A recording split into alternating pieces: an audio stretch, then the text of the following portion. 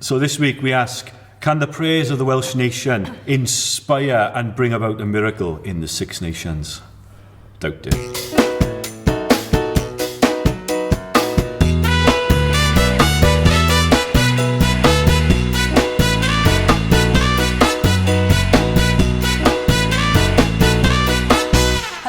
Welcome to TGI Monday. Today we're going to be talking a little bit, amongst other things, about sport. Now, sport is not absolutely my top area of expertise. I don't really follow a lot. I'm quite a fan of Andy Murray, but I just that's sport, isn't it? It is sport, exactly. But I just wonder who's a real sports fan? Who's kind of down the terraces and shouting for their team? And Mary?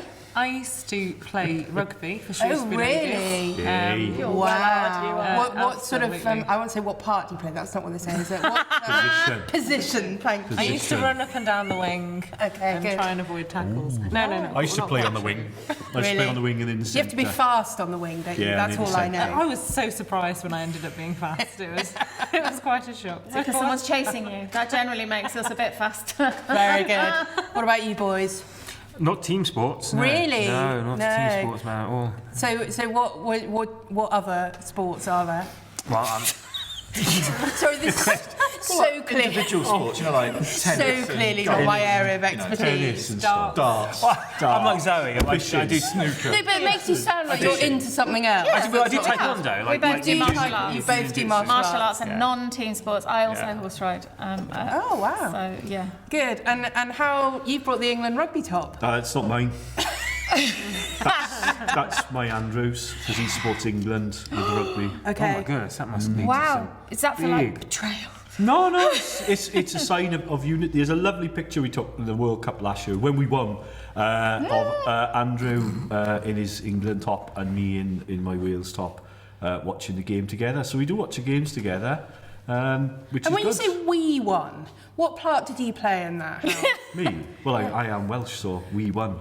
Okay, fine. That game, but we've lost ever since. It's kind of like we lost as well. Do you know, when I went to university in Wales, if England won at the rugby, I didn't go out. It was just too scary. There were gangs of these roving angry Welsh men looking for English students to eat. It's much easier just to support Wales when you're in No, but I think it's not like... It was my accent that gave it away. That was the when trouble. I was living in London a few years ago, Greece won some football thing, and it was a Sunday night, and there were like cars coming past and horns blaring, and it sounded like there was a riot. I had no idea what was going on. I almost phoned the police, and apparently they'd have really thanked you for that. I know. Apparently it was just like a football thing. Anyway, questions come in today from Tracy, who's been watching the Six Nations rugby, and as she's watching it, she wondered, how does the team feel about praying for a particular sportsman or team to win? Is it different from praying for a particular politician or political party to win? So that's why we've got some kind of sporty things, but also some political things. Maybe let's start with the sport. Is it okay to pray for our team to win or our person to win? Complete waste of time if you're praying for the Welsh team. It's a complete waste of time. I thought you just said you won. No. Like if it worked, right? If God was like some kind of magical hitman, right, and Welsh, right? Then what would happen would be when Jonathan Davis kicks, God would magically take over the ball, right? Yeah. And throw it into touch like that. And he doesn't do that. And he doesn't do that. So we should only pray for things that are magic. No. What I'm saying, the opposite of that. What I'm saying is that if we pray, and a lot of people do this. You know, people who never go to church and what have you, and don't have a lot of understanding. People understand prayer as magic, right? And what praying for a team is, in a sense, is invoking that same sort of magical God. And the Bible's very clear that that is not how it works. Okay. There's some wonderful stories in the Old Testament, like the Ark narrative, where they take the Ark into battle, don't they, against the Philistines, and they lose. Yeah. So this idea that, you know, God is our cosmic hitman who can kind of electrocute Rob Howley, the Welsh courts, for his appalling performance, right, is not what God is it? What do so you think? Don't do it. Well, there's also, I think it's also, people do it, don't they? And we find ourselves in it going, oh, please, when you're watching something. Like, I do get involved with I will watch the World Cup, I will watch those kind of big things. And everybody does it. But whilst I'm aware I'm doing it, then I'm thinking there are millions of people praying the exact opposite right now. So it's a human urge to go, oh, help, help, help, help, help.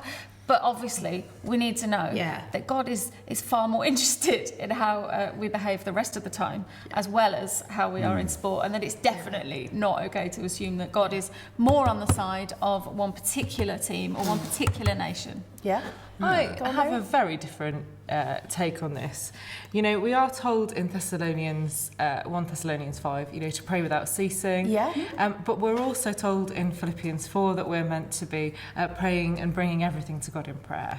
You know, so what is prayer about? At the root of it, it's about relationship.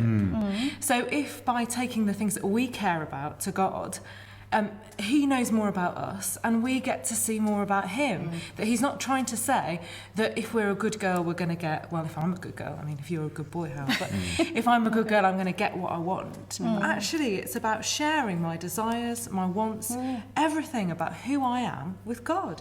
So, you know, if I'm watching a match, God is watching it with me. You know, he can see everything, and and all the other supporters. So he's cheering on both teams. I mean, that must be complicated. So it's more important. So actually, more important than necessarily what we are praying about is the way we understand prayer. So it's not the kind of shopping list, will you do this for me, God? It's this is what's important to me. Absolutely. And so I want to share that with you. So maybe if we move on to Tracy, you know, is that the same if people are praying for a particular politician or political party? Is that the same kind of situation, or are there other considerations that might make that seem more appropriate? I think there are definite similarities, actually, because I remember when I was at seminary, it was during the election, and there was just this sea of red amongst all the student windows, because as we all know, all clergy vote Labour and are meant to vote Labour, right? And so all clergy there did, apart from yours truly. That is sarcasm. And it was huge sarcasm. Well, I didn't vote Labour. So anyway, and there was a great sense within the college that the Labour Party that Ed Miliband was going to win, that there was a sense of entitlement that he would win. And I went to bed that night and I just prayed, Lord, I want a different outcome. And I woke up the next morning, and it was a different outcome. And so they were utterly well. It's not that God listens to my prayers more. It's simply that I was praying out of my own heart. It's exactly the same with the European Union. The clergy were very, very invested in the referendum. And a lot of prayers came on both sides, and we all were just praying what was on our hearts. But God didn't side with one set of prayers. I think whereas I totally agree with Mary, and I think that's absolutely right, I would say that I think what Hal is trying to say, that God is not a lucky charm. He's not something that you rub and suddenly magic happens, but we are supposed to bring it all to him. So if I'm driving down the road and I'm about to have a car crash, I might say help. Now, it doesn't necessarily mean the car crash is not going to happen, but it's just that momentary desire of my heart. But he's not a charm, he's not a genie in a bottle. He's not. The thing is with it, God isn't a cosmic hitman, where we are in control and we can use God in order to bring about the outcome that we want. Because that isn't actually prayer, because as Mary said very well, it's actually prayer is a conversation and being in the presence of God. And if we try and invoke God to get the baddies, then maybe God will, and I know God will be saying to us, know Howell, who can know the mind of God and who is his counsellor? And so what we often pray when we pray is, your will be done. That's actually what we do. And I think that's this is quite my important, desire, but your will be done. Because I think one thing, you know, we sometimes think some things God's interested in, some things he's not. You know, we might think the outcome of a sporting match is too trivial for God to be concerned with. Right. I don't. Well, some of us might think that.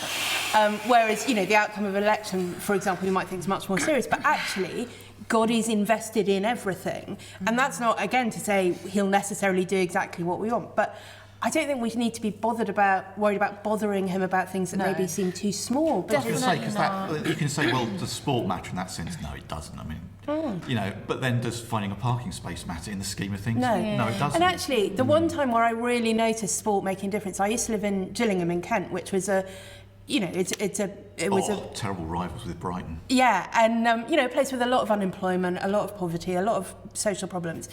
And you could really tell when you walked down the high street whether their football team had just won or lost. And it made such a difference to how people felt about the place they lived and where they came from and who they were. And actually, you couldn't look at that and say, well, God doesn't care about that. Of course he cared about that. So there's huge amounts of religion in terms of, you know, everybody knows the script, you know what you say, what you don't say. When you're part of the crowd, those things are, those equate a religious experience. Sort of politically, because in Manchester, if you were a Protestant, you were... And if you're a like Catholic, Celtic and Rangers and all of that. But the thing is as well, though, is that the other thing with sport and all, is that with me and Andrew, he supports England, right? Is it is a sense that you can become united and overcome your differences. And the wonder really of rugby, I think, is that you can have a laugh, you can have a banter, and we could all be friends. And several friends. And beat each other up. No, that doesn't happen. That's not rugby. No, it doesn't happen. It happens on the pitch. It does. No, but that's the thing, I think. People end up in hospital after rugby matches. Oh, they do. I've done that. Because No, I've they're done that. invested in the They game that they're And I playing. think what we have to remember, right, is that, as you say, sport is important to people because it does bring people together in a positive way.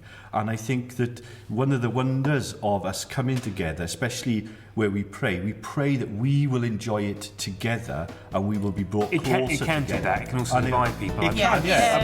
When you're batting out as a policeman fighting another football team, they're not bringing people together. There's a lot of violence involved. Excellent. Well, before we descend into a brawl fight around the table, great question, Tracy. Thanks for asking it, and we'd love to hear the rest of your questions.